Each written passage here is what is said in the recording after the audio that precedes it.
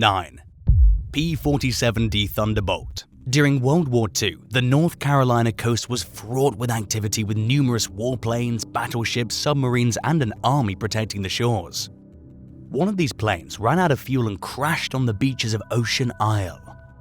Initially, it was thought to be an F-6F Hellcat, but further investigation revealed the plane's number on the wings, and it was determined to be an Army Air Corps P-47D Thunderbolt. For decades, wreckage from World War II has been buried on Ocean Isle Beach. The area was mostly uninhabited at the time, and the debris was buried in the sand. The wreckage of the propeller-driven plane had been spotted off and on over the years, but it wasn't until the summer of 2000 that a particularly strong storm really revealed the plane's wing. According to Air Corps flight records, Lieutenant Robert Boyd went down on June 29, 1944 at 16:15 hours, when he forgot to transfer to his auxiliary fuel tanks and ran out of fuel mid-flight. Town officials roped off the site where the aircraft was found and meticulously inspected it over time.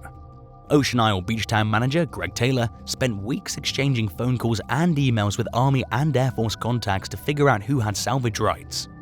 It was finally agreed that the town did, but there was no place to keep it secure and protected. It was then relocated to an outdoor aviation museum in Charlotte, North Carolina, where it's displayed beside a non-wrecked replica of the exact same plane. Records show that over 15,000 P-47D Thunderbolts were built. Today, only 60 are still intact, with about a dozen of them still capable of flight, but not the one that crashed on Ocean Isle Beach decades ago. 8. Intact bomb.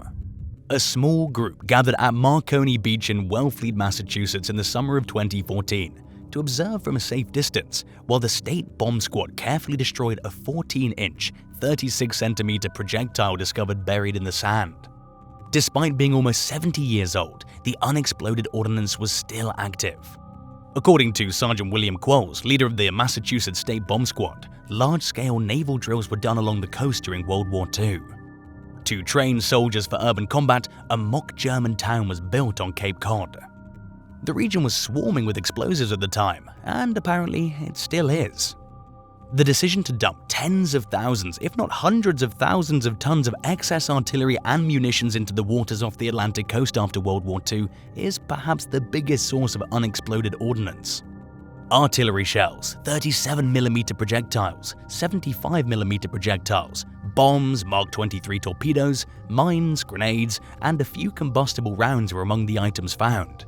According to Dave Foster of the United States Army, chemical warfare munition sea disposal occurred between 1919 and 1970, when it was both an authorized method of disposal and remained an accepted practice.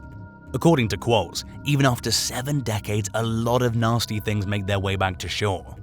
He stated that on average, they react to about 15 military calls or item requests every month, with the majority of them being house calls. People usually find grenades or mortar munitions in their grandparents' homes and cellars. Even so, beach calls are rather common. About 90% of items washed ashore on New England beaches or discovered buried in the sand come from the World War II era. 7. Kupari, Croatia. 5 1960s-era hotels, previously frequented by Yugoslavia's military elite, are slowly crumbling and falling into the Adriatic Sea's pristine turquoise waters. They've been abandoned for decades. Thousands of Yugoslav officers and their families used to visit the once exclusive holiday resort. During the Croatian War of Independence in the early 1990s, the Yugoslav army wrecked the previous beach resorts. They looted each of the 5 buildings and then burned them down floor by floor.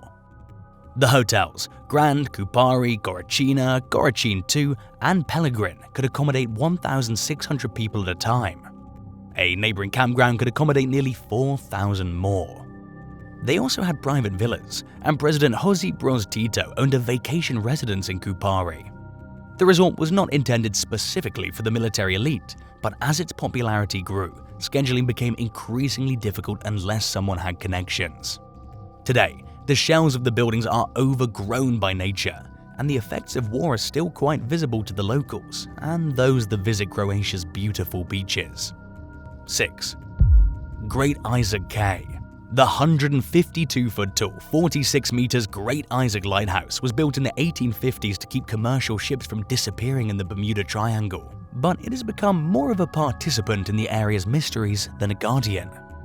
The cay itself has a massive coral head, a colony of genetically identical coral polyps, towering a few feet above the shallow, treacherous reefs of the region. The land is unforgiving and tough to navigate due to the razor-sharp terrain. The lonely island has been manned by lighthouse keepers for nearly a century, but on August 4, 1969, it was discovered that the keepers had gone missing. Their remains were never located, and while it's unclear what occurred, a storm that went through a few days before is considered the most likely suspect. After they vanished, the Great Isaac Light became automatic, emitting a white beam every 15 seconds to mariners up to 23 nautical miles, 43 kilometers away. The rest of the compound structures have been left to crumble. To add to the island's dark history, a ship wrecked on Great Isaac Cay in the 19th century, killing everyone on board except for a tiny infant. According to locals, the infant's mother, the Grey Lady, may still be seen walking the island, and her sobs can be heard during full moons. The grounds of the cay are available to the public, although the bottom few stairs of the tower are missing and the storage bunkers and buildings are closed. Falling on the cliffs or cutting yourself while scooting up the lighthouse's old staircase are both likely scenarios, and you'll need a boat and a map to get there on your own. 5. Spanish Galleon timbers. According to National Geographic, researchers recently discovered timbers along Oregon's north coast that they believe are from a 300-year-old Spanish galleon. Archaeologists, law enforcement, and search and rescue teams from numerous states and municipal agencies worked together to collect the extraordinarily rare hull remains from sea caves near Manzanita. A beachgoer made the discovery in 2019. However, the pandemic and permitting formalities delayed the extraction of the timbers. The dozen timbers are thought to be from the Santo Cristo de Burgos, a Spanish galleon traveling from the Philippines to Mexico in 1693 when it veered off course and disappeared, presumably crashing on what is now the Oregon coast. Its cargo contained expensive Chinese silk, ceramics, and blocks of beeswax for candle making. State geologists arrived at the site on June 14th to begin the recovery process. Chief Chris Beswick of Nehalem Bay Fire and Rescue said he and a 4-man NBFR team supported state geologists in retrieving the wood. He had said that there were a couple of caves where some artifacts had washed up, most of them being wood pieces. He reported that the piece that was brought appeared to be the main timber from the ship and was about 6 feet, 1.8 meters long and extremely heavy. The timbers are currently at the Columbia Maritime Museum to be documented and protected. According to Chris Havel, a spokeswoman for Oregon State Parks, this is an important discovery that highlights the value of Oregon's history. 4. The Sarah. The Sarah is the tiny island of Anguilla's largest shipwreck, measuring 232 feet, 70 meters in length, making it a popular diving destination. The wreck is located about 30 to 83 feet, 10 to 25 meters in water off sandy ground. This ship, like so many others dispersed across the island seas, was a victim of Hurricane Klaus. She sank onto her side in sandy ground when the hull filled with sand and became unsalvageable. 6 months after the sinking, she was recovered and hauled to her current location. The wreckage is completely intact and upright. Divers can reach the 3 holds through large openings in the hull. Marine life is thriving at the wreck site. The starboard side is vibrantly colored with corals of every color. Barjacks, sergeant majors, blue tangs, blue-striped grunts, chromis, cowfish, and barracuda are among the fish and marine species found at the location. Would you like to go diving and explore the Sarah shipwreck? Tell us in the comments and hit subscribe while you're at it. 3. Ghost tracks. Liz Goldsmith was wandering along the coastline between Sunset and Higbee Beach recently when the water, spurred by a combination of the storm, coastal erosion, and the daily low tide, exposed one of the area's most unique treasures. These tracks, which date back to the early 20th century, were seen for the first time in over 80 years in 2014 and have since been revealed by various weather events in succeeding years, including a series of major storms in 2018. The rails, dubbed ghost tracks, were used to facilitate sand mining and World War I weapons testing. From 1905 through 1936, the Cape May Sand Company utilized the railways to take sand from the shore and transform it into glass or cement. Local historian Ben Miller said in 2017 that cement made from sand hauled down from the railroads contributed to the construction of the Panama Canal. Goldsmith's 2022 discovery of the ghost tracks was made possible by the coastal storms that hit the coast of New Jersey hard. The storms not only brought heavy rain and strong wind gusts, but they also accelerated the growing concerns about the erosion on areas of the beach. 2. Macassar Beach Pavilion. A set of dilapidated structures and faded water slides are hidden among sand hills and shaggy greenery in Macassar on the False Bay coast. The Macassar Beach Pavilion is an abandoned theme park overlooking the sea that appears out of place.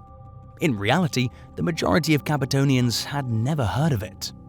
The vividly painted ruins offer an ominous background against the sand dunes and stunning blue water. The park, which was built in 1991, was formerly a famous beach resort that attracted hundreds of families from the Cape Flats. The water park was abandoned after a series of financial blunders, leaving it at the mercy of the severe southeastern winds and shifting sand dunes. After multiple financial mishaps, the water park was abandoned, left to the harsh elements and shifting sand dunes. Sand has engulfed the once vibrant buildings, infiltrating changing rooms, concession stands, water slides, and pools. Inside the derelict buildings, graffiti covers the walls, and the chipped blue paint is the only clue to what it once looked like inside. Broken glass and tiles are littered all over the floor. The abandoned coastal park brings many curious sightseers, explorers, and photographers from all over. 1. Seabreeze NJ. Seabreeze, in Cumberland County's Fairfield Township, was once a bustling vacation town. It became even more popular when ferry services between Seabreeze and Philadelphia began in the late 1880s. Tourists flooded into the region, prompting the construction of the Warner Hotel in 1887, providing visitors with 40 rooms, a bar, bathing facilities, and recreational activities. It really brought the community together until the hotel burned down in 1890. A second hotel, the Seabreeze, was built a little over a decade later. Guests could rent boats to sail on Delaware Bay, and according to rumors, they could even have a stiff drink during Prohibition. But just like its predecessor, it burned down in 1940. The region originally had a prominent pub and several dozen vacation homes. The Seabreeze Tavern, which was established during Prohibition, was primarily a bar until the 1940s when food was introduced. Though it began as a modest location on a barge, it ultimately blossomed into a bustling restaurant. It was run by the original owner's family until 1985, when it was tragically devastated by Hurricane Gloria. Many residences in the neighborhood were destroyed, but a few survived. A seawall was created to defend what was left, but it was ineffective. Homes were lost to floods and fires over time, and the EPA dismantled them. Several private residences, as well as abandoned properties, still linger on the shores. People still travel to the beach, despite the fact that it's private property and off-limits. Thanks for watching. Have you ever explored an abandoned building near the ocean? Tell us in the comments below, and don't forget to subscribe. See you next time. Bye.